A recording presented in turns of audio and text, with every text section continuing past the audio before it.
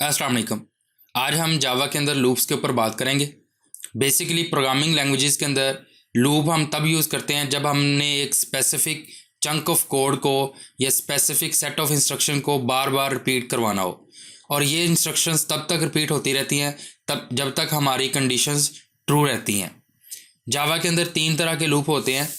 सबसे पहले for loop आता है, इसके बाद वाइल लूप है और इसके बाद डू वाइल लूप है। फॉर लूप का जो बेसिक पर्पस है वो सेट ऑफ इंस्ट्रक्शंस को बार बार आइट्रेट करवाना है, लेकिन इसमें ये होता है कि जब हमें ये पता हो कि नंबर ऑफ़ आइट्रेशंस फिक्स हैं। फॉर एग्जांपल हमें पता है कि इस लूप ने 10 टाइम चलना है, तो हम प्रेफर करते हैं फॉर लूप को। इसके मुकाबले में अगर हम बात करें वाइल लूप की, तो वाइल लूप का भी यही काम है कि ये भी नंबर ऑफ़ इंस्ट्रक्शंस को बार बार आइट्रेट करवाता है, लेकिन इसमें हम प्रेफर करते हैं जब हमें नंबर ऑफ़ आइट्रेशंस का पता ना हो, तब हम इस लूप को यूज़ करते हैं। और जो डू वाइल लूप है, इसमें एक और कह लें कि इजाफा ये हो जाता है कि इसमें हमें अगर for example number of iterations का नहीं पता, मतलब फिक्स नहीं है, लेकिन हम चाहते हैं कि हमारी कंडीशन जो है वो, जो हमारी जो स्टेटमेंट है वो एटलीस्ट एक दफ़ा ज़रूर चले, तो हम क्या यूज़ कर लेते हैं, डू वाइल लूप यूज़ करते हैं। इन तीनों लूप्स के ऊपर हम बारी बारी डिस्कस करेंगे। सबसे पहले हम देख लेते हैं फॉर लूप को। तो फॉर लूप के बारे में मैंने आपको बता दिया है कि फॉर लूप के अंदर जो नंबर ऑफ़ कंडीशंस होती हैं, इन ये बाज़ औक़ात ये क्या होती हैं, ये फिक्स होती हैं। तो फॉर लूप के अंदर अगर हम बात करें, इसमें इसके अगर सिंटैक्स की बात करें, तो फॉर इसका कीवर्ड है। इसमें तीन पैरामीटर आते हैं। पहला पैरामीटर जो है वो इनिशियलाइजेशन के लिए होता है, दूसरा कंडीशनिंग के लिए होता है, और तीसरा इंक्रीमेंट या डिक्रीमेंट के लिए होता है। फॉर एग्जांपल मैं इसको int i is equal to 0, मैं 0 से इनिशलाइज करवा रहा हूँ, या 1 से करवा लेते हैं 1। और यहाँ पे अब मैं कंडीशन लगाने लगा हूँ आई लेस देन और इक्वल टू 10। और तीसरा मेरा काम है इंक्रीमेंट का, तो मैं आई प्लस प्लस लगा देता हूँ, मीन्स के आई में एक दफ़ा का इंक्रीमेंट हो जाए। तो इस तरह क्या होगा, इस तरह ये मैंने तीनों पैरामीटर डिफाइन कर दिए हैं। पहले में मैंने वेरिएबल को इनिशलाइज करवाया, फिर मैंने उसके ऊपर एक कंडीशन इम्पोज की, और बाद में उस वेरिएबल के अंदर एक का इंक्रीमेंट कर दिया।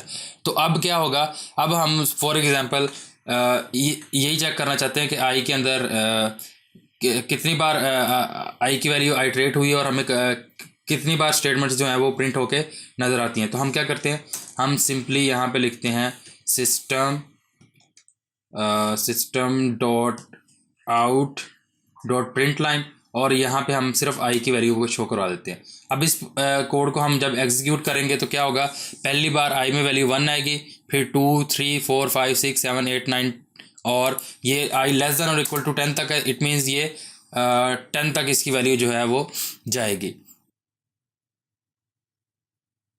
ये हमारा कोड एग्जीक्यूट हो गया है और हमें आउटपुट में हमारा डिज़ायर्ड रिजल्ट जो है वो मिल गया है। अब हम अगर इस लूप के अंदर एक और लूप लगाएं जिसको हम नेस्टेड लूप बोलते हैं, तो उसके लिए हम क्या करेंगे, हम जस्ट इस लाइन को कमेंट कर देते हैं, और हम क्या करते हैं, हम यहाँ पे एक फॉर लूप की बॉडी के अंदर हम एक और लूप लगाते हैं। जब कह लें कि लूप के अंदर एक और लूप लगाया जाता है तो इसको हम नेस्टेड लूप बोलते हैं। तो यहाँ पे हम वेरिएबल का नेम चेंज कर लेते हैं, for int j is equal to 1,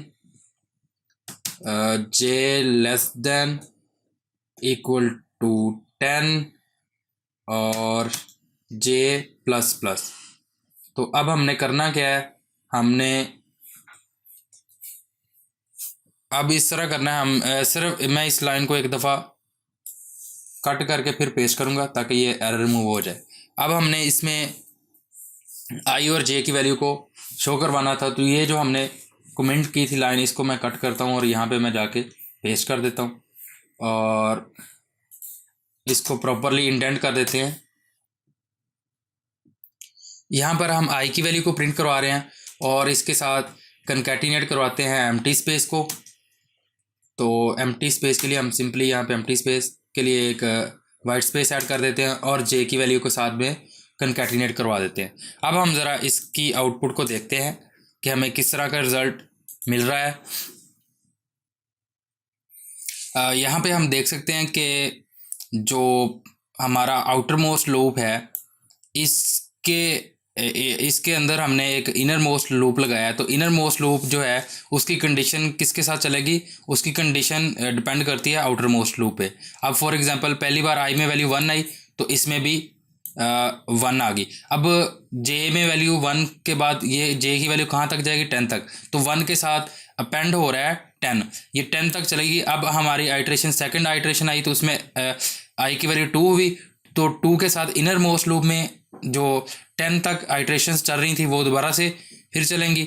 इसी तरह 3, 4 और इसी तरह ये 10 तक जो है हमारा लूप चलेगा। तो आउटर मोस्ट कंडीशन जो है वो एक बार चलेगी, लेकिन जो उसके इनर मोस्ट है वो जितनी भी कंडीशन उसके अंदर लिखी हुई थी, फॉर एग्जांपल ये 10 टाइम थी तो इट मीन्स कि 10 टाइम्स इसकी आइट्रेशंस होंगी।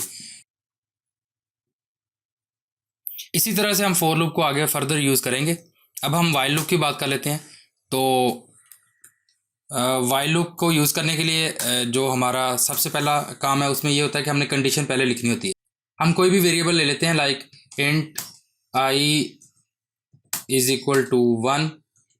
अब हम वाइल लूप को यूज़ करते हैं तो इसका कीवर्ड है वाइल, और इसमें हमने कंडीशन लिखनी होती है। तो हम लिखते हैं लाइक आई लेस देन और इक्वल टू 10। और अब वाइल लूप की बॉडी को डिफाइन करते हैं। यहाँ पे हम क्या करते हैं, हम इस स्टेटमेंट को प्रिंट करवाते हैं, system dot out dot print line. और अब हमने आई की वैल्यू को प्रिंट करवाया। अब इसमें हमने ए का इंक्रीमेंट करना है, तो अब लिख लें आई प्लस इक्वल 1। इस तरह लिख लें, आई प्लस प्लस लिख लें, ये आप पे डिपेंड करता है, जिस तरह से मर्जी आप लिख सकते हैं। अब ये भी लिख सकते हैं i is equal to i plus 1। यहाँ पे आप देख सकते हैं कि हमारा प्रोग्राम रन हो चुका है और हमें ये डिज़ायर्ड आउटपुट मिल गई है। अब हम जो हमारा थर्ड लूप है which is do while loop, उसको हम यूज़ करते हैं और देखते हैं कि डू वाइल लूप में क्या होता है। तो डू वाइल लूप के अंदर मैंने बताया था कि हमेशा आपकी जो स्टेटमेंट है वो एक बार ज़रूर प्रिंट होगी। तो उसके लिए हम क्या करते हैं, हम जस्ट इस तरह करते हैं, हम दोबारा एक वेरिएबल ले लेते हैं, लाइक मैं यही ले लेता हूँ int i is equal to 1।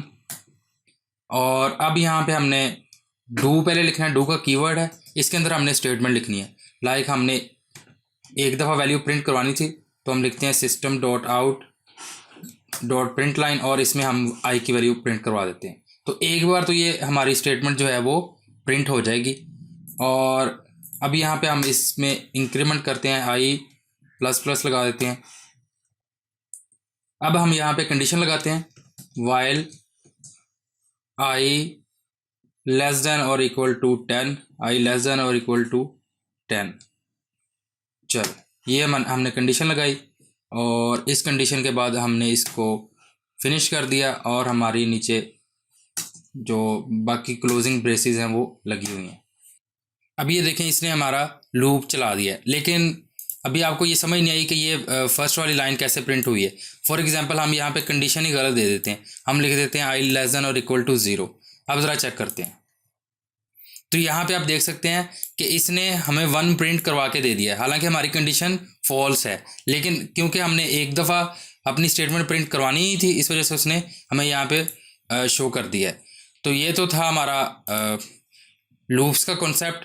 तो इंशाल्लाह नेक्स्ट टाइम हम आगे किसी और टॉपिक पे बात करेंगे। तब तक अल्लाह हाफिज़।